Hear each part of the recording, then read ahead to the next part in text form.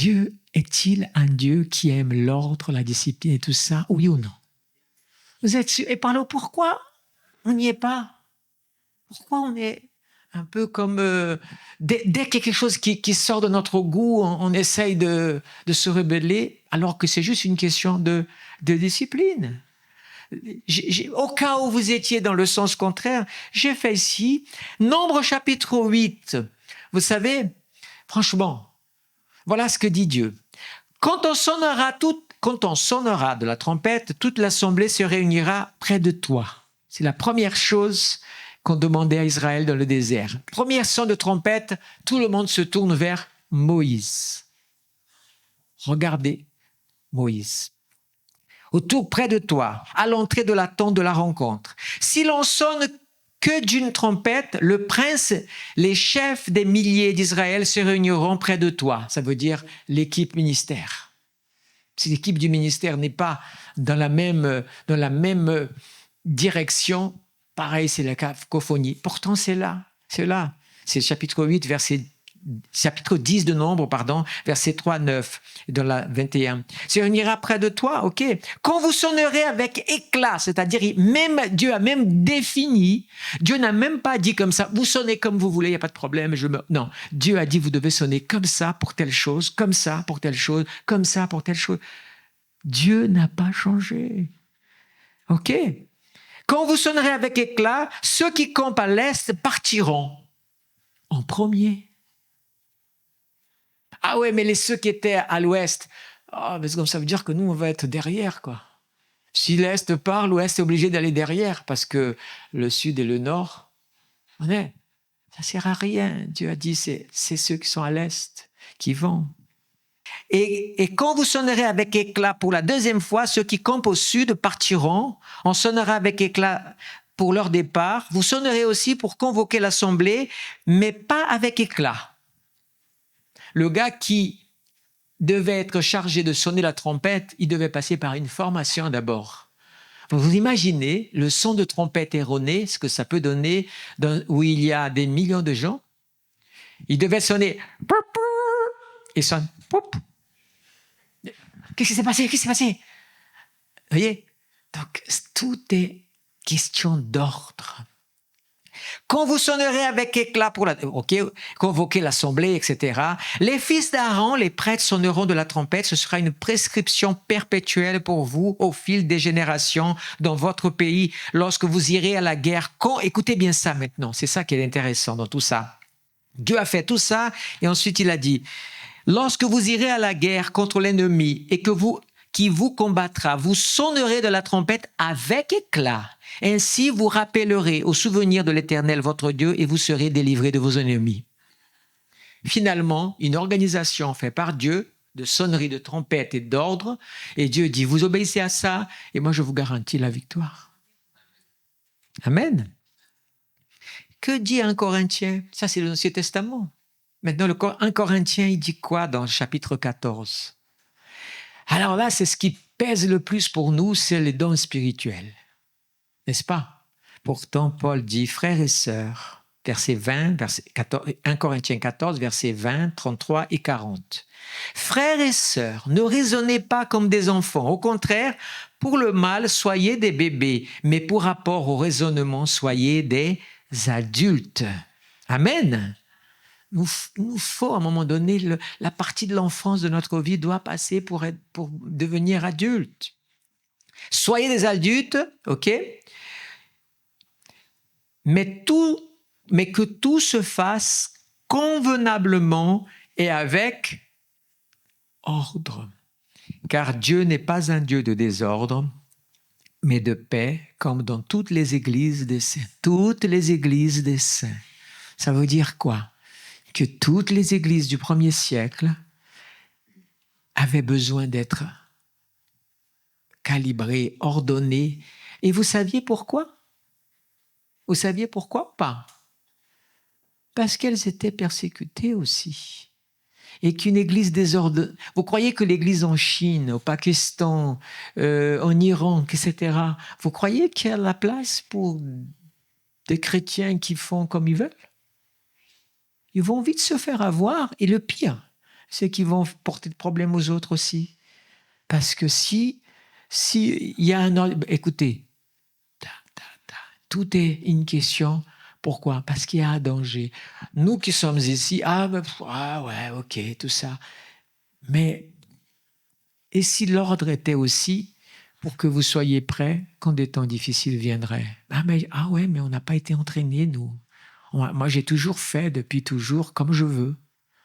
Ça ne peut pas marcher. Ça ne peut pas le faire. Il y a quelque temps, je parlais dans un rendez-vous avec quelqu'un qui pensait que dans l'Église, voilà, c'est parce qu'on est dans l'Église, mais on reste comme elle est dans le monde. Et j'ai dit non, avec tout l'amour, mais j'ai dû être très clair. Non, tu respectes les lois de dehors pour conduire une voiture, pour travailler. Tu respectes les codes de la route, tu respectes le code du travail, tu respectes la justice. Tu ne fais pas comme tu veux. Et puis tu rentres dans l'église, ça y est, il n'y a pas d'ordre. Non, il y a la parole de Dieu. Dieu est un Dieu d'ordre. Donc, si ceci est, je disais par rapport à la notion de péché, si ceci est péché, pour toi, ce n'est pas péché parce que ta mentalité est dans le monde. Mais dans l'église, c'est péché. Parce que c'est péché dans la parole. Et je vais montrer, la parole, c'est notre code. On ne peut pas jongler avec ça. Donc, c'est fait partie de l'ordre. Amen. Jacques. Donc quand même, il faut quand même rappeler que le chapitre 14 parle de quoi? De l'utilisation des dons dans l'Église. Et quand vous lisez ce chapitre, on voit quoi? Paul est en train de dire l'Église de Corinthe. En fait, l'Église de Corinthe ressemble un peu à nous, Église de cette période. Elle avait tous les dons, mais aussi tous les désordres. Parce que quoi? Qu'est-ce qui arrive chez un chrétien qui a des dons? Il se dit, si le Seigneur m'a donné ce don, j'ai plus besoin de me soumettre à une autorité puisque je suis déjà sous l'autorité du Très-Haut. Et ça, c'est ce qui fait que demain, il y a un nouveau pasteur à côté parce qu'il a des dons. Et donc, et les chrétiens, parce qu'ils sont tellement sans ordre et fidélité, que ça change, ça partit de là-bas. Oui. D'autres fois, je parlais avec un chrétien qui avait quitté l'église il y a déjà un certain temps et en discutant, il m'a dit « Ouais, mais je suis parti parce que je n'étais pas d'accord avec ta manière de fonctionner. » J'ai dit « D'accord, mais c'est ma manière de fonctionner. Et est-ce que j'ai commis un péché? Non, c'est simplement parce que ma manière ne convenait pas. » Vous voyez?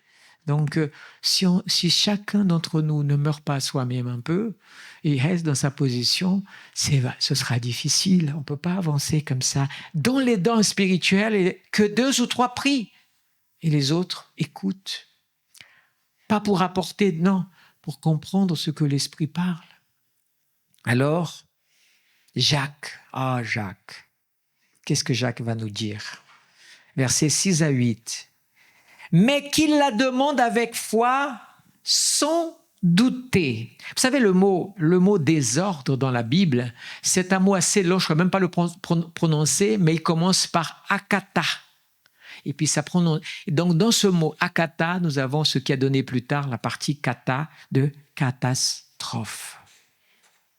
Vous voyez, parce que ça veut dire que c'est un désordre, ça veut dire que chacun, quand tu n'as pas d'ordre, organisation dans ta vie, tu n'as pas une discipline, c'est-à-dire tu as ton travail, tu as ta famille, tu as aussi ton temps pour Dieu, tu as aussi tes engagements.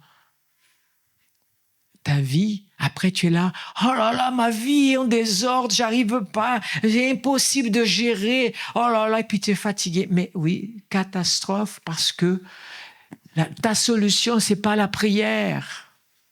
Ce moment-là, c'est de t'arrêter et dire « J'ai besoin d'apprendre à être discipliné et mettre de l'ordre dans ma vie. » Parce que sinon, après, je suis malade, je suis découragé parce que rien ne se passe. Ce même mot-là, akata, quelque chose en grec, c'est un mot très long, imprononçable, mais ça veut dire désordre. Il est utilisé par Jacques, regardez bien dans quel contexte le même mot est utilisé, mais qu'il la demande avec foi sans douter. Car celui qui doute, écoutez bien, est semblable au flot de la mer agité par le vent et poussé de côté à d'autres. Et là, écoutez cette phrase, elle est terrible. Qu'un tel homme ne s'imagine pas qu'il recevra quelque chose du Seigneur. Waouh! Peut-être qu'il y a une réponse ici. Waouh, mais je prie. Et le Seigneur ne répond pas. Et en même temps, est-ce que tu es un chrétien? Voici où se trouve le mot, verset 8. C'est un homme irrésolu, inconstant dans toutes ses voies. Le mot inconstant, c'est le même mot pour désordre dans le grec, akata, etc. Vous voyez, ça veut dire que les effets parfois juste du désordre d'une église ou du désordre d'une vie est déjà un sujet d'obstacle à la prière. Pourquoi alors? Parce que Dieu est un Dieu d'ordre.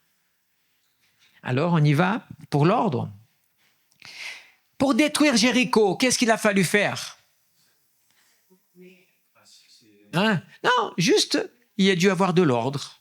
Dieu a établi un ordre, une organisation militaire dans laquelle on n'allait pas sortir l'arme. Mais c'est Dieu de l'ordre. Amen.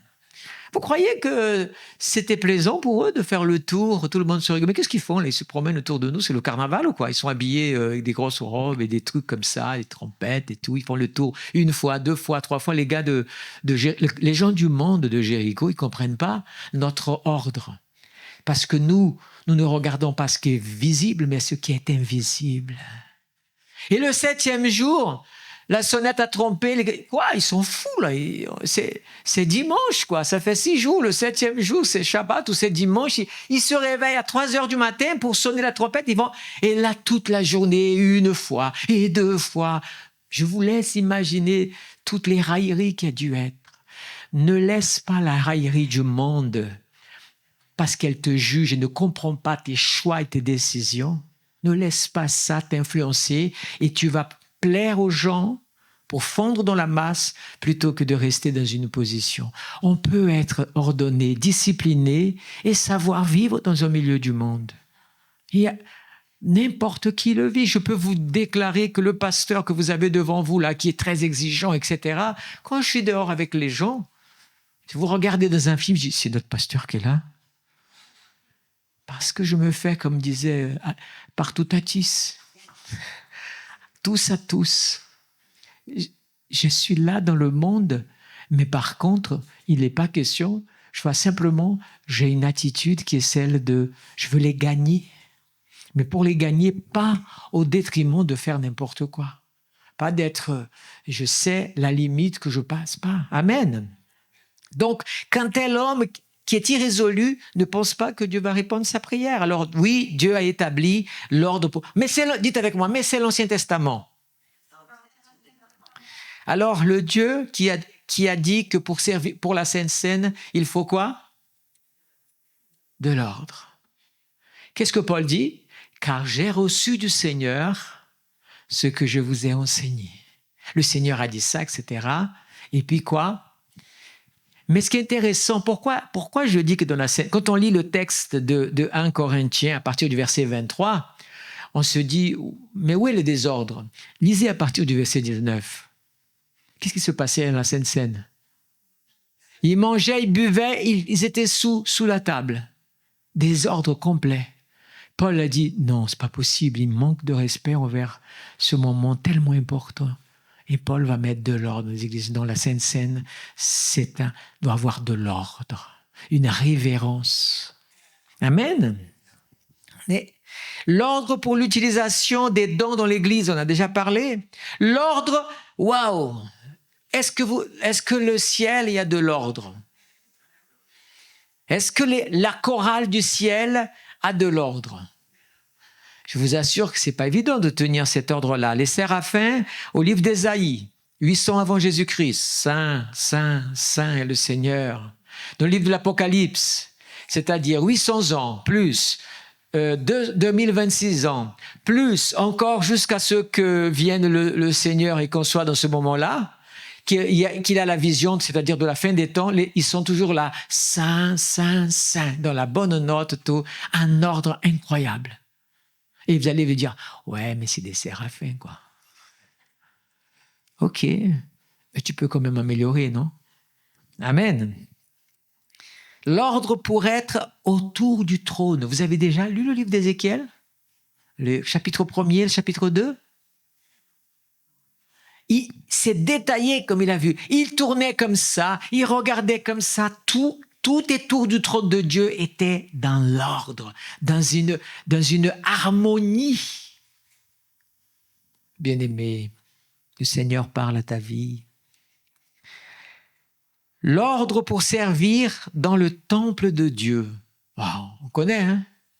Le sacrificateur, le souverain sacrificateur, une fois par an, et le matin, on ouvre et on prie, et on l'a, et puis un jour, les deux fils d'Aaron, je dis, oh, marre de cet ordre, moi je veux, allez, on va prendre le feu là, on a festoyé, je n'ai pas eu le temps, on prend le feu, on rentre dans la maison, boum, mort.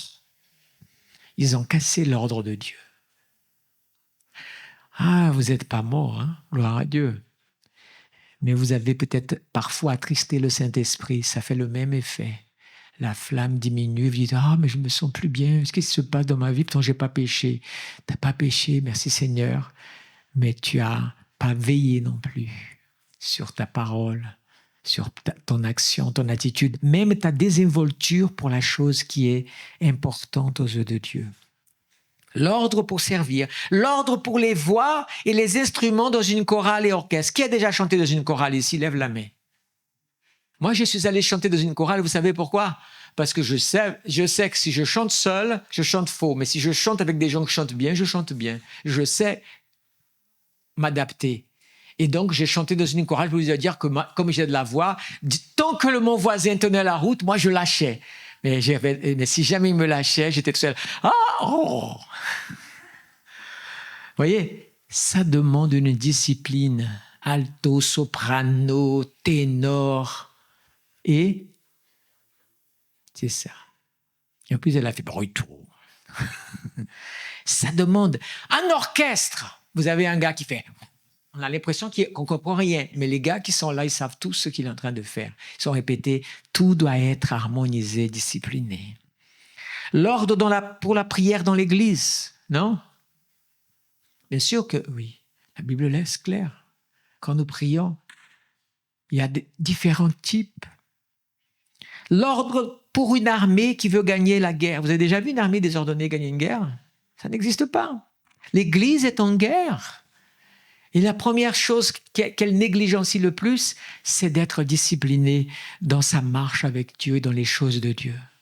Nous n'avons pas à lutter contre la chair et le sang, mais contre toute une armée puissante qui sont prêts à nous écraser et qui sont plus puissants que nous quand nous sommes dans la chair. Mais par contre, sont inférieurs à nous comme nous sommes dans l'esprit.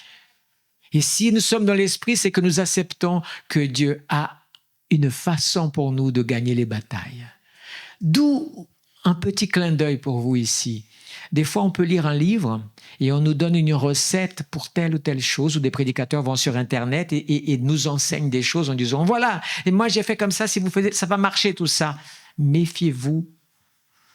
Dieu est un Dieu, il a un plan pour chacun et il a une discipline et une mission pour chacun. Parfois, ce qui est bon pour celui-là n'est pas bon pour toi. Ça fait partie. Mais la discipline, elle fait partie, mais peut-être pas celle de l'autre, mais celle que Dieu va mettre dans ma vie quand je vais chercher à être entraîné par lui. L'ordre pour une armée qui veut gagner la guerre et l'ordre et la discipline pour une équipe de sport qui veut gagner quelque chose. J'ai jamais vu une équipe de foot, de basket gagner en jouant sans avoir un entraînement, une cohésion entre... Vous vous rendez compte qu'il y a des équipes, prenez le cas de l'équipe de France, l'Espagne, l'Angleterre, par exemple, qui ont une équipe formée. Les gars, les yeux fermés, ils savent qu'il y a déjà le collègue qui est déjà en train de faire la course. C'est ça qui fait gagner.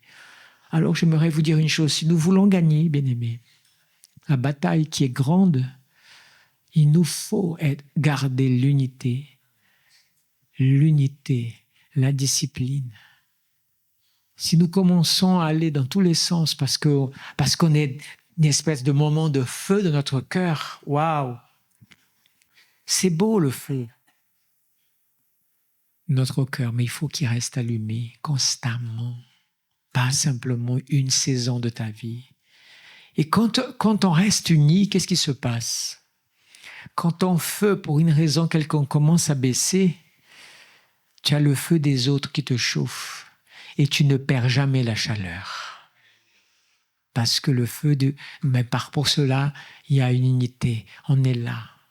Il y a un plan, il y a un plan de travail, il y a quelque chose qui se fait. Et les meilleurs cuisiniers, c'est ceux qui respectent tous les dosages et tout. Tout, la vie nous enseigne.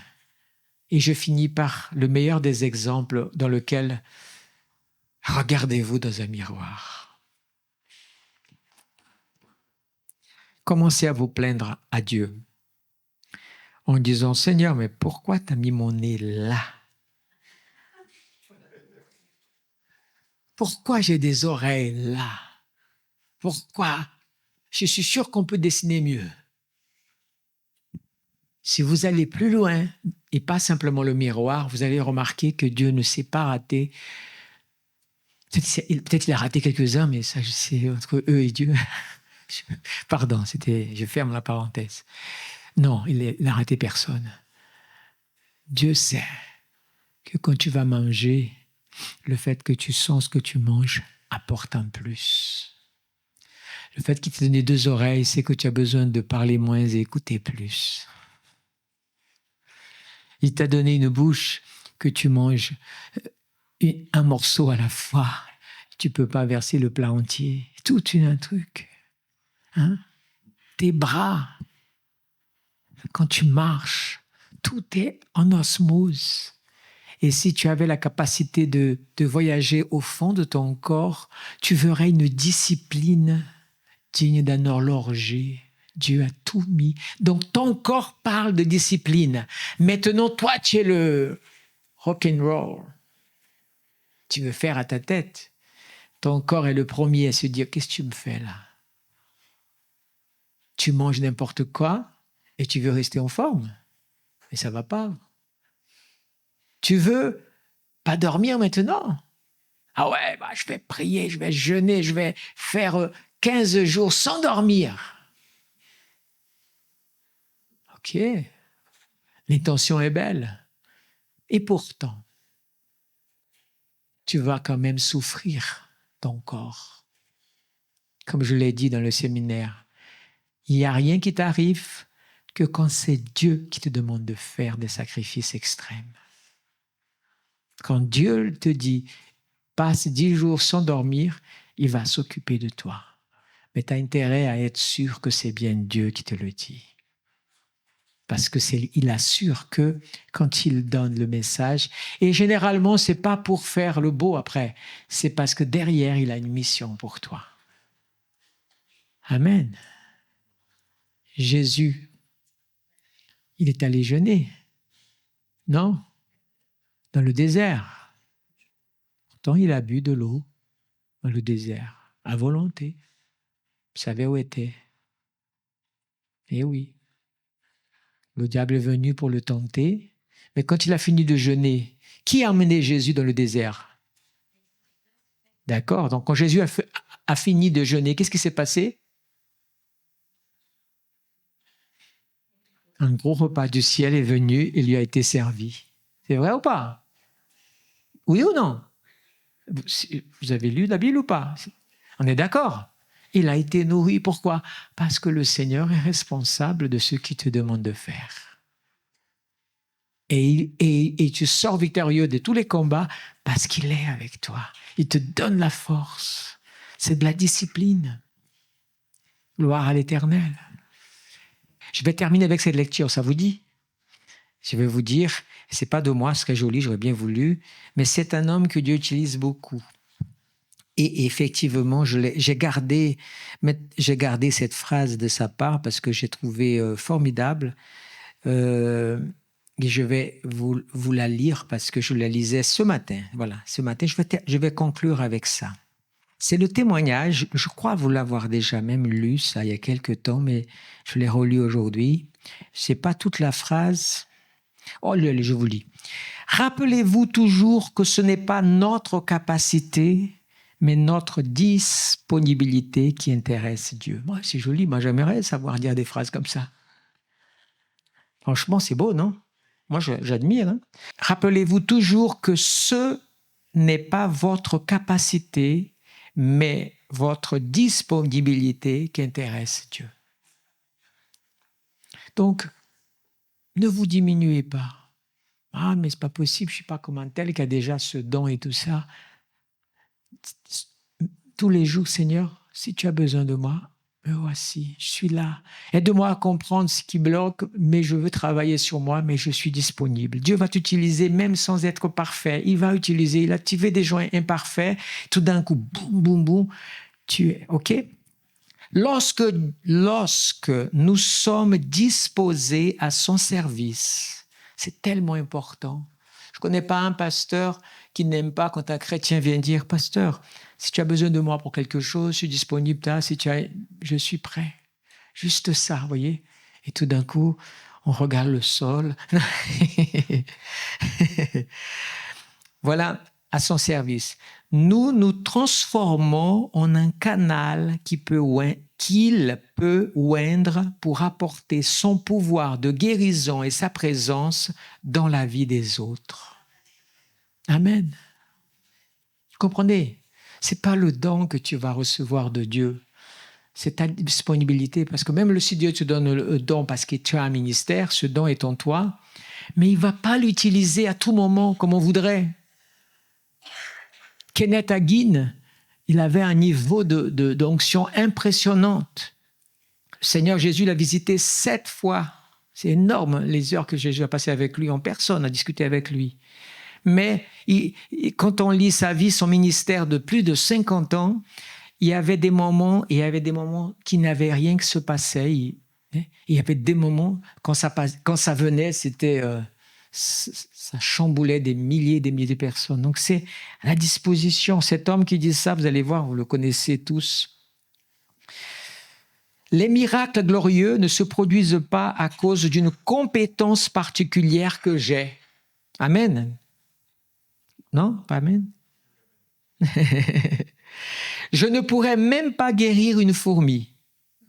Avant de me diriger vers la plateforme, j'invite toujours le Saint-Esprit à venir avec moi. Quand je me mets à la disposition de Dieu, il m'oint pour le service. Et comme sa puissance et sa présence coulent à travers moi dans le culte, ce n'est rien que je possède qui touche les gens, c'est le Seigneur. C'est beau comme humilité. Tout comme un tuyau, là c'est magnifique. Tout comme un tuyau qui apporte de l'eau aux plantes fanées et sèches, qui poussent dans un sol desséché, je ne suis que le canal qu'il oint et utilise pour apporter la présence et le pouvoir de guérison de Dieu aux personnes spirituellement blessées et affamées. Et il termine, on n'est pas loin. Je me mets à disposition et il fait le reste. Ce que je ressens, c'est-à-dire au moment où il me prend, ce que je ressens quand cette onction du Saint-Esprit vient sur moi est indescriptible, est glorieux.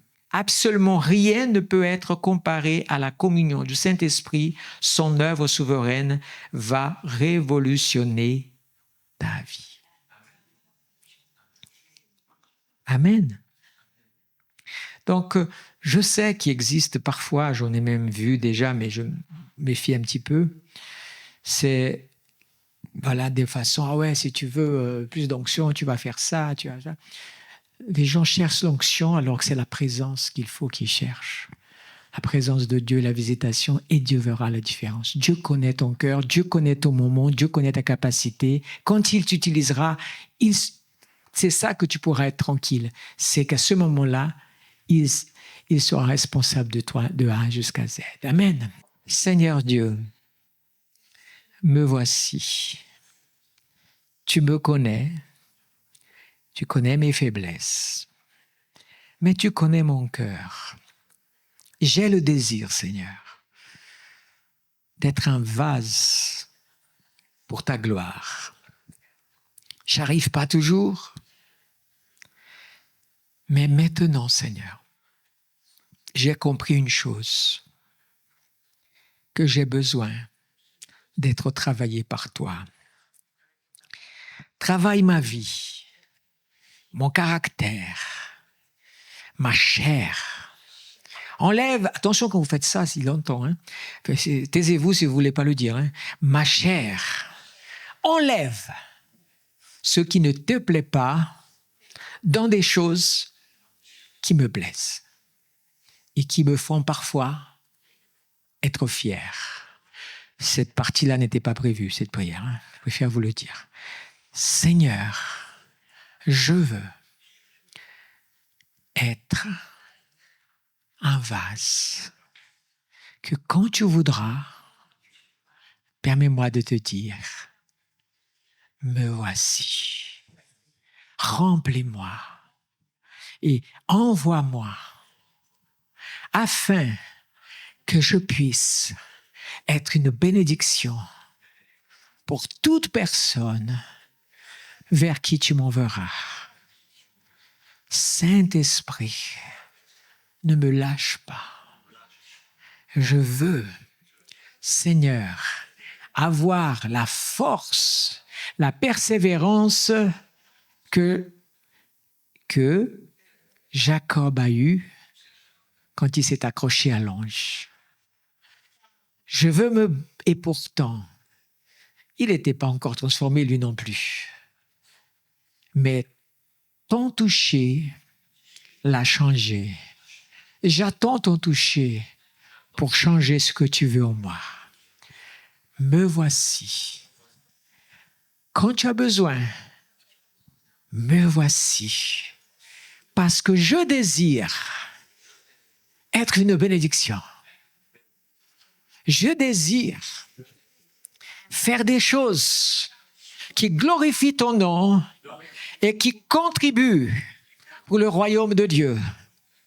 Je veux, Seigneur, que tu puisses penser à moi et venir me saisir et m'amener là où ton cœur désire. Je suis prêt à vivre de grandes choses. Aide-moi à les voir et voir que je suis le canal de bénédiction, de grâce et de force par lequel le Saint-Esprit qui habite en moi actionne en moi le mode miracle, guérison, consolation, pardon, force, joie, foi, don spirituel. Tellement de choses, Seigneur. Tellement de trésors dans ton ciel à ma disposition. Et je veux pouvoir les saisir pour ta gloire. Je termine cette prière au nom de Jésus en déclarant que cette réalité, je puisse la vivre. Ce n'est plus moi qui vis. Ce n'est plus moi qui vis. C'est Christ qui vit en moi. Je veux vivre cette réalité, Seigneur. Quand tu m'utiliseras, je veux que ce soit Jésus qui soit vu. Amen.